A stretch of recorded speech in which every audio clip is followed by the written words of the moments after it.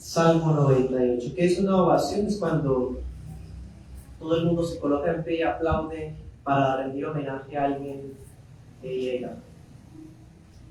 Bueno, vamos a titularla Ovación al Rey que viene, Salmo 98. Estaré usando la Reina Valera 95. No vamos a hacer lectura porque ya nuestros hermanos servidores hicieron lectura del capítulo. Entonces, vamos a comenzar.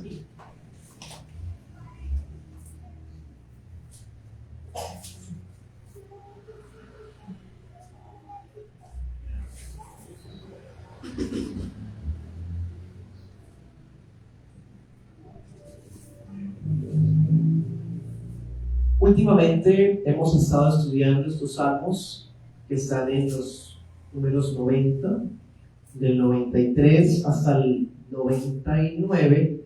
Esa sección del libro de salmos se le conoce como salmos de la realeza, porque destacan en la manera como se refieren a Dios como Rey, y cada uno de los capítulos tiene un enfoque distinto. La semana pasada estudiamos el Salmo 97 y vimos el enfoque escatológico, o sea, viendo una perspectiva hacia el futuro, cómo será la segunda venida de Cristo como Rey, ¿sí? Y este Salmo, pues parece que fue una continuación de ese 97. Parece como si siguiera viendo lo concerniente a la segunda venida de Cristo, cuando el Rey venga otra vez, pero va a cambiar la perspectiva. ¿Se acuerdan? La semana pasada, al ver el 97, vimos que el enfoque estaba prácticamente en la creación y en la gente del mundo. ¿Qué van a sentir cuando vean a Cristo llegar? ¿Sí? Y vimos cómo reaccionaba el pueblo de Dios, pero enfocándonos también en cómo reaccionaban los que no son pueblo de Dios y la misma creación.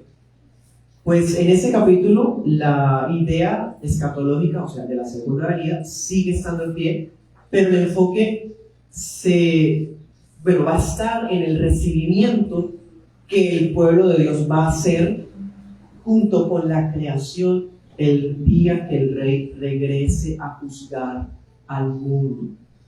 Bueno, algunos ubican la redacción de este salmo en el periodo posexílico porque piensan que el capítulo tiene un tono de victoria, como una especie de victoria militar o alguna guerra ganada, y asocian eso con el regreso del remanente de Israel de Babilonia otra vez a la tierra prometida. Pero bueno, eso no es más que una suposición, es muy difícil, no hay manera de saber en qué momentos haya escrito ese salmo porque no nos da detalles, ni siquiera el título. Miren, el título dice salmo, sencillamente. Entonces, no hay detalles para esclarecer eso. Vamos a estar estudiando este capítulo en 2 puntos. Vamos a abarcar, primer punto, versículos del 1 al 3. Razones para unirse a la ovación. Y luego vamos a estar de los versículos 4 al 9, los participantes jubilosos. ¿Listos? Comencemos. Primer punto, razones para unirse a la ovación. Versículo primero dice: canten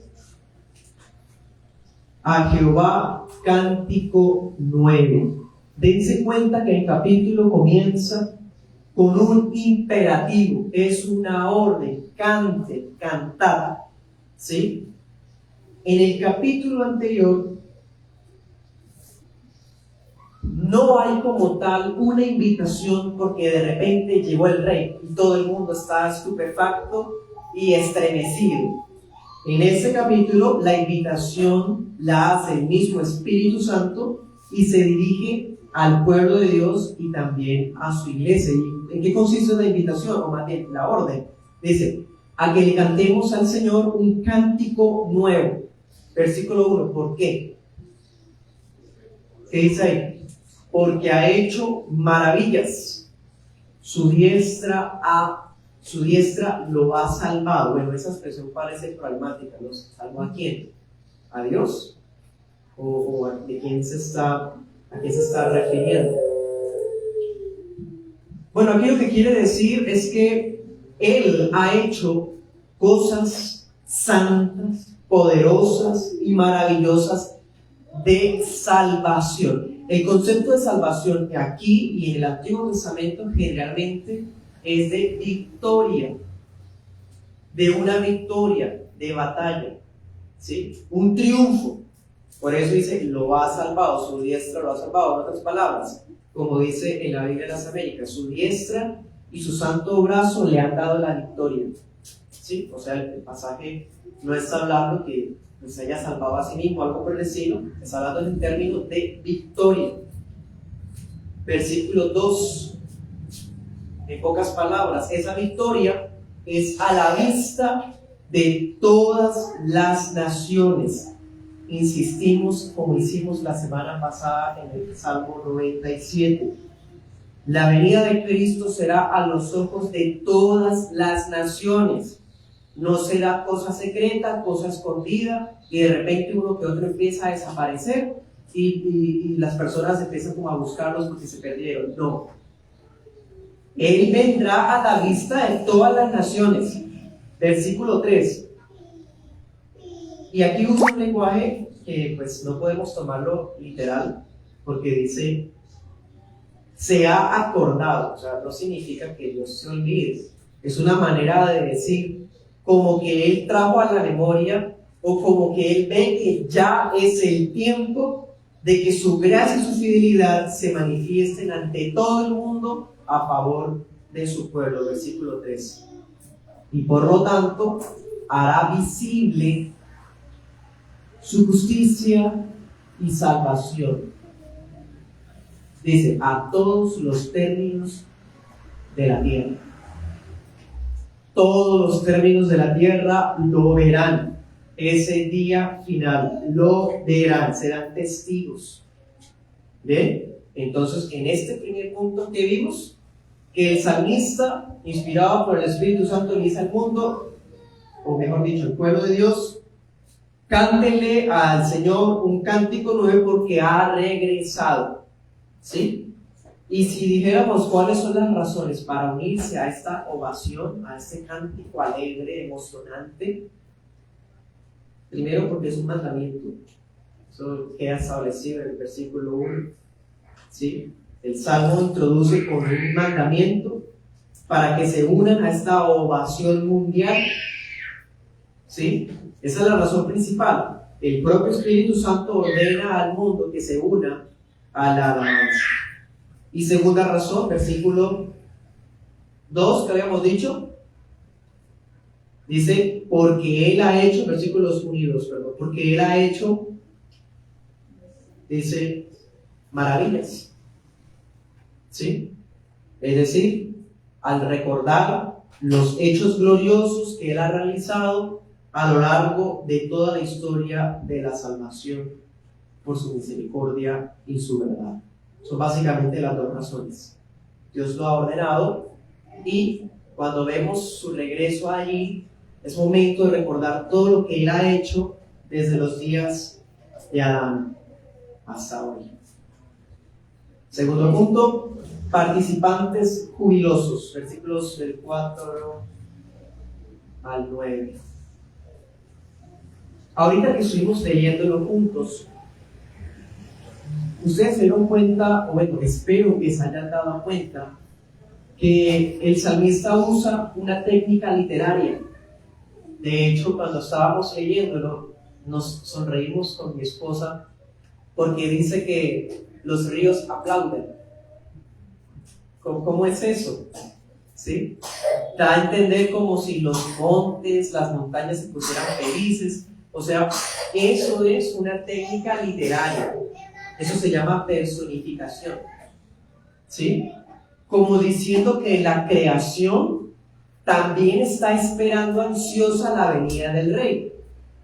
Pero eso no significa que la creación sea un ser viviente que está de verdad ansiosa porque llegue. No, eso es técnicas literarias. también se le llama prosopopeya, ¿sí? Como diciendo, las nubes le hacen venia porque regresó el Señor. O sea, no estamos diciendo que las nubes sean personas o que sean espíritus de nubes o algo así. No, es una manera literaria de embellecer el relato de la venida de Cristo.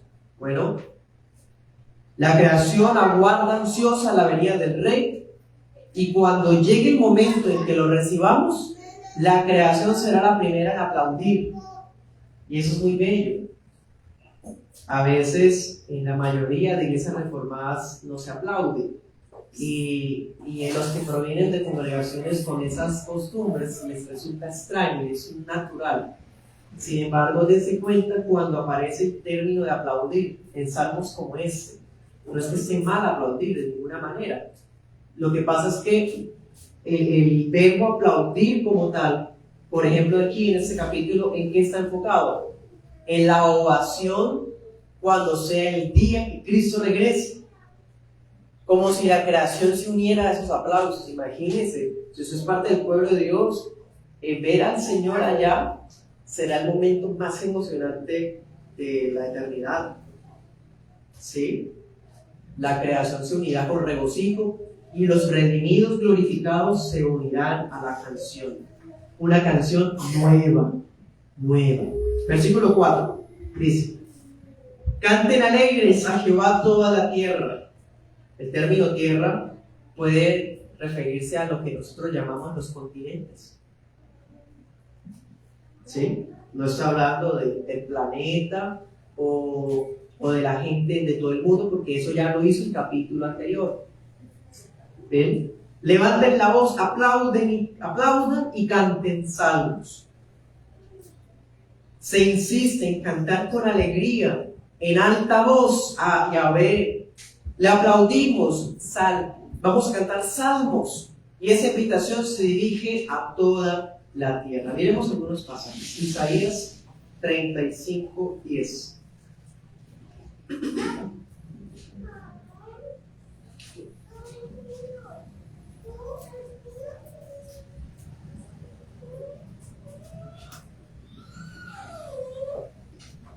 Isaías 35:10. Y esto dice: y los redimidos por Yahvé volverán a Sión con alegría, habrá gozo perpetuo sobre sus cabezas, tendrán gozo y alegría, y huirán la tristeza y el gemido. ¿Sí? Dense cuenta que la insistencia está en la alegría. Alegría. ¿Se acuerdan en 1 de Pedro capítulo 1? Dice: alegría inefable. No hay palabras que alcancen para describir el nivel de alegría que se sentirá ese día. Bueno, miremos otro texto. Salmo 101.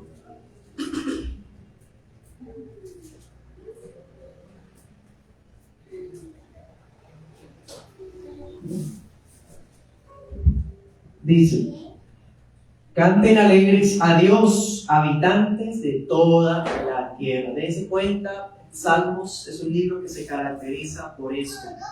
No es un cántico excéntrico, egoísta, apático, donde nosotros estamos acá y la gente del mundo de malas que se pierdan. No.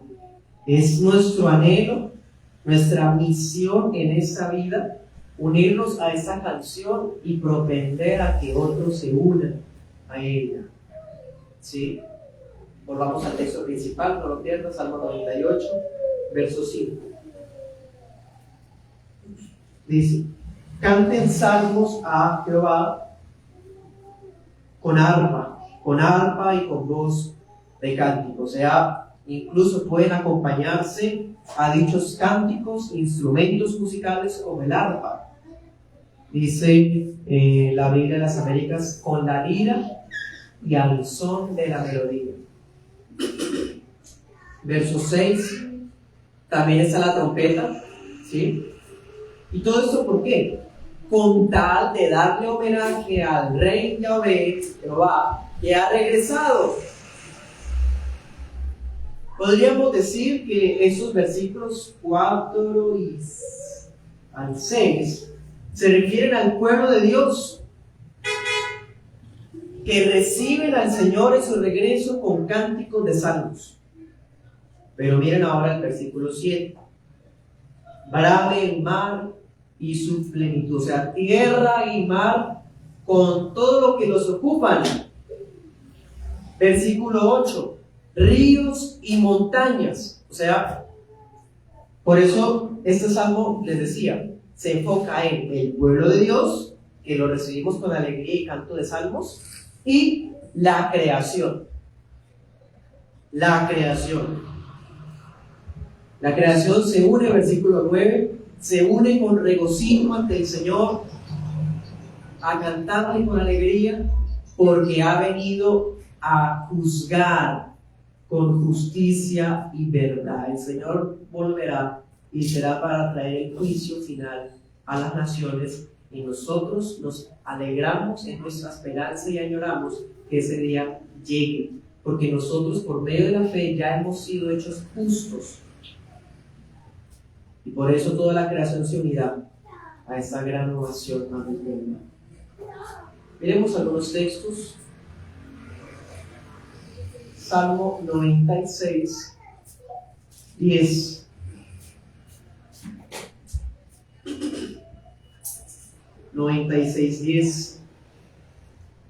En la parte final dice: juzgará a los pueblos con justicia. 11. Alégrense los cielos y gócese la tierra, brame el mar y su plenitud. Miren el 13. Delante de Jehová que vino, porque ha venido a juzgar la tierra, juzgará al mundo con justicia y a los pueblos con su verdad. ¿Se dan cuenta? El 98 y el 96 son salmos muy parecidos. Prácticamente el uno cita al otro. Para terminar, digo lo siguiente.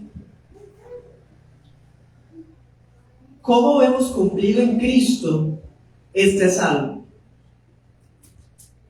Recordemos el versículo 3.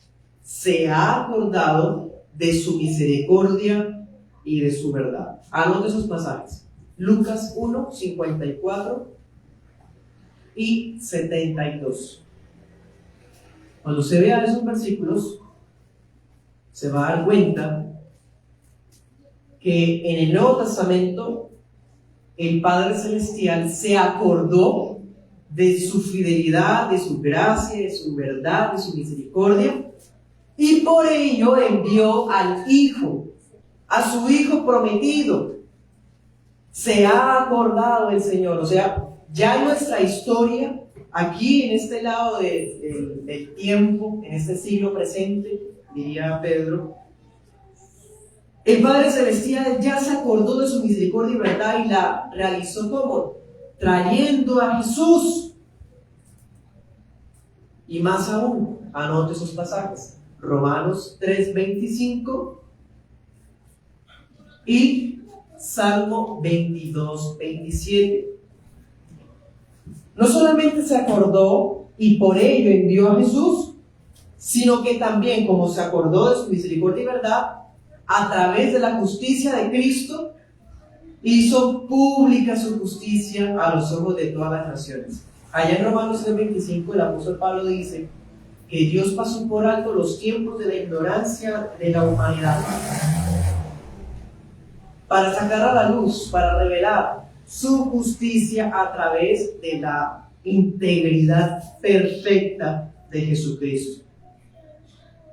Así que todos aquellos que son pecadores y que no tienen ningún tipo de esperanza ante el Dios que es santo, pueden alcanzar justicia en el único que fue justo, Jesucristo. Ese es el Evangelio.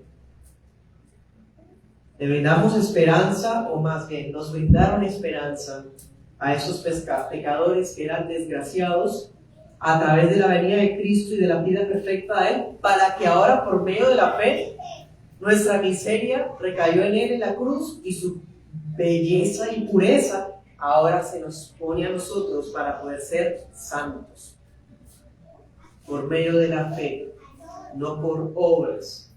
Así que de una manera podemos decir que Dios ya se ha acordado de su misericordia y verdad conforme las promesas a través de Jesucristo. Y de otro lado, también podemos decir esto: el Padre exhibirá su justicia final en la segunda venida de Cristo. Precisamente este salmo que leímos hoy mantiene ese toque, ese tono escatológico, pensando en lo que hoy día llamamos apocalíptico, porque nos hizo imaginarnos la manera en que la iglesia y en que la tierra recibiremos jubilosos al Rey que viene a juzgar al mundo, y lo hará a través de un cántico nuevo. Así lo dice Apocalipsis 5:9. Cantaremos un cántico nuevo. Claro, será nuevo porque será ese día que se cantará. Vamos a Romanos 8:22.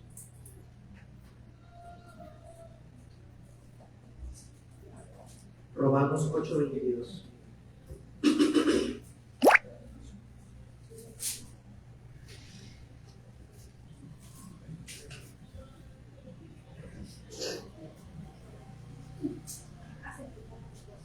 Dice: sabemos que toda la creación gime a una y a una está con dolores de parto hasta ahora. Y no solo ella, sino que también nosotros mismos, que tenemos las primicias del Espíritu, nosotros también gemimos dentro de nosotros mismos, esperando la adopción, la redención de nuestro cuerpo. Pablo, usando el lenguaje en prosopopeya que aparece en el Salmo 98. Anhelamos el día de la adopción. Pablo lo llama así: el día de nuestra glorificación, de la transformación de esa naturaleza corrupta, temporal, inmortal, hacia una incorruptible, gloriosa e inmortal como la de Cristo. Nosotros y la creación gemimos añorando porque ese día llegue. Ven, Señor Jesús.